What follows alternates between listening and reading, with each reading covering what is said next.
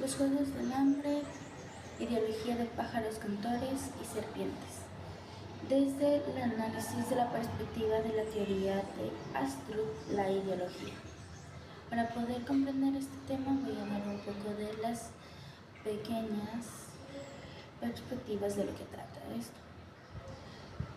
Por ejemplo, es cómo las fuerzas obreras siguen trabajando en estos términos a pesar de que sea muy poco remunerado o incluso sobreexplotado, y cómo hace para poder hacer que las personas lo interioricen. En pocas palabras, cómo rayos se logran reproducir estas formas de capitalismo.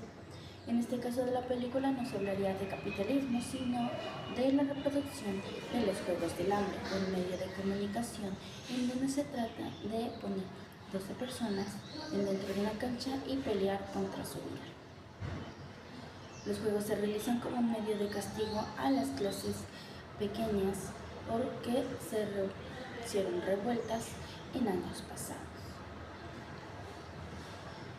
Pero ¿cómo es que los Juegos del Hambre se siguen elaborando a pesar de que son actos inmorales y poco precisos? Ahí es donde viene la historia.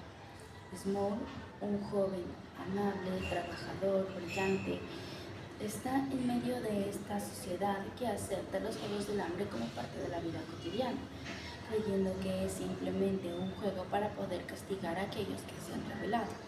Esto es una clara forma de opresión y una forma en la que hacen que acepten los juegos. Pero ya vamos a eso.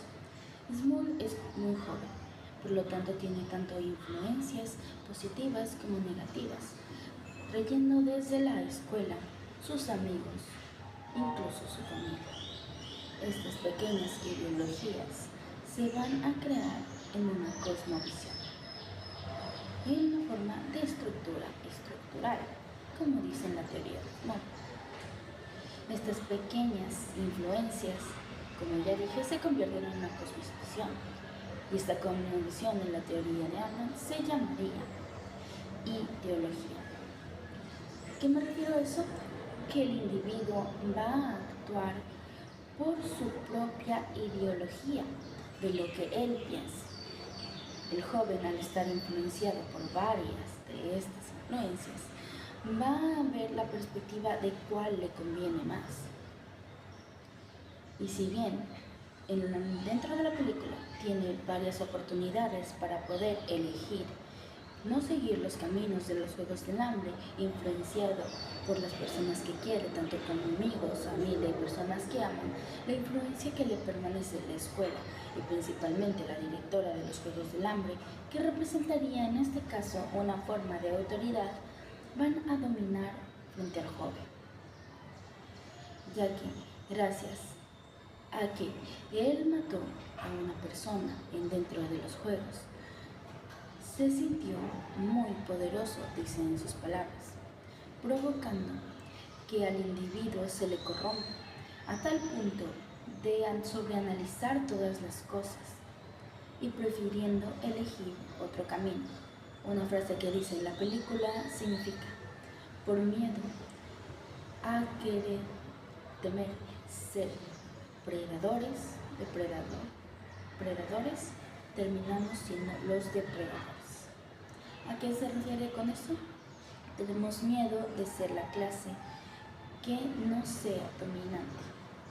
Con esta ideología, Smaug va a terminar traicionando tanto el amor de su vida e incluso a su mejor amigo, llevándolo a la horca, prefiriendo simplemente irse con la directora de los Juegos del Hambre y volverse una clase dominante a través del populismo y otras actividades, dando a los Juegos del Hambre más como un juego y una normalidad, haciendo que al ser eso una normalidad, el individuo lo interiorice, lo analice y lo realice.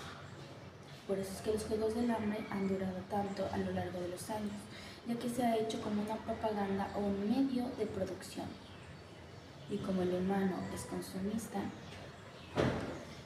y quiere alcanzar la gloria, es por eso que en la teoría de Smaug, esto se realiza.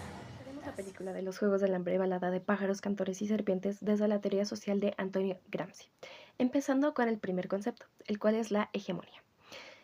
¿Qué representa esto en la película? ¿Mediante qué figura se ve representada? Pues bien, principal y únicamente por el Capitolio, puesto que ésta se muestra como una figura de autoridad inquebrantable, de seguridad impenetrable, al menos aparentemente, pero lo saben llevar muy bien, puesto que combinan la hegemonía de dirección y la hegemonía de coerción, para mantener un poder eficaz y estable. Es por esto que Gramsci lo llamaría que lograron este acorazamiento de la hegemonía, al lograr tener el dominio de la clase dominada, el consenso de todos sus integrantes, más la seguridad que pueden aportar estas para reprimir cualquier tipo de rebelión o insurgencia, para así lograr mantener su poder. Ahora, como concepto de hegemonía de dirección, tenemos a los Juegos del Hambre, puesto que este es un aparato que infunde miedo en los posibles ciudadanos de los distritos que puedan querer levantarse contra este régimen. Y este instrumento es utilizado para mantener a esta población sujeta y sumisa ante las normas del Capitolio.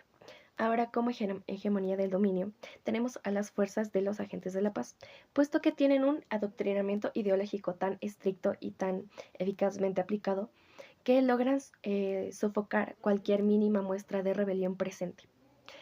Y ahora tenemos al concepto que Gramsci nos presenta como el líder de la hegemonía, el cual no puede venir de la nada, sino que se tiene que constituir anteriormente, teniendo así a Coriolanus Snow como una clara representación de esto, puesto que es desde la academia misma del Capitolio que él se empieza a formar como un verdadero líder, al presentar propuestas innovadoras, pero sobre todo eficaces para que la hegemonía pueda seguir siendo esa clase dominante que ha venido siendo.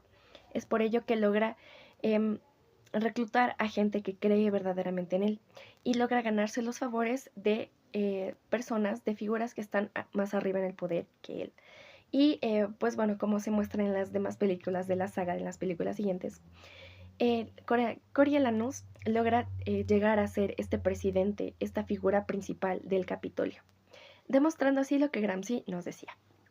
Ahora, en el bloque histórico de la cinta tenemos primero la base económica, puesto que se nos muestra que las clases sociales se ven fuertemente marcadas primero desde la posibilidad del acceso a los recursos y sobre todo de la comida que tienen las personas, siendo así que la gente de los distritos se muere de esta inanición, del hambre que llegan a sentir ellos, llamándose así, e incluso por eso mismo, los Juegos del Hambre, puesto que se utiliza esta como un arma de dominio sobre esta clase. Y en cuanto al bloque ideológico o a la superestructura, tenemos a la ideología. Pues bien, se nos presenta a Panem, una nación dividida en dos bandos. Primero, a la gente del Capitolio, quienes han logrado ganar esta guerra histórica, y a la gente de los distritos, quienes son los dominados por la gente del Capitolio. Es así que se tiene la ideología que la gente del Capitolio, pues bueno, es una gente sumamente civilizada, que hay mucho orden, que hay mucho control en esta parte de la población. Y se tiene a la gente como de los distritos como incluso a seres que no son humanos, a seres incivilizados, a una raza que simplemente ha llegado para destruir todo lo que el Capitolio ha creado idílicamente.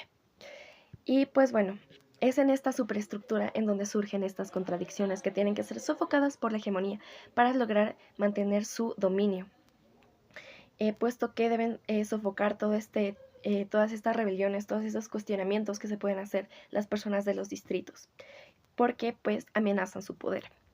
Ahora, explicando el concepto de contrahegemonía, pues en la cinta no se ve una consolidada como tal, puesto que el proletariado que vienen a constituir la clase de los distritos no ha logrado superar esas diferencias individuales, no ha logrado superar ese corporativismo al que vienen sujetos por el Capitolio.